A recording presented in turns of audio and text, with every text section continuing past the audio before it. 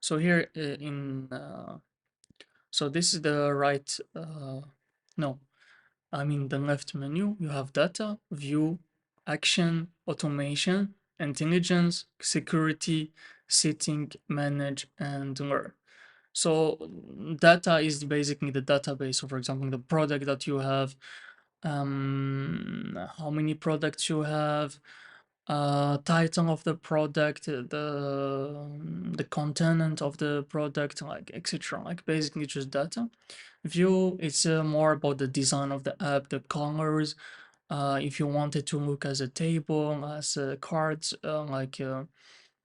it's mostly about the design of the app. And then you have actions. So if you have any automatic actions, like for example, sending messages, calls, and stuff like that.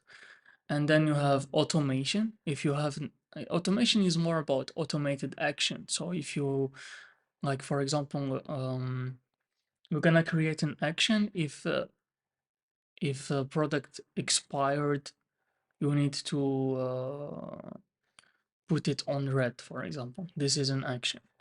Security is about the security of the app. So basically the access, who can access the app, will have the right to modify things, like stuff like that.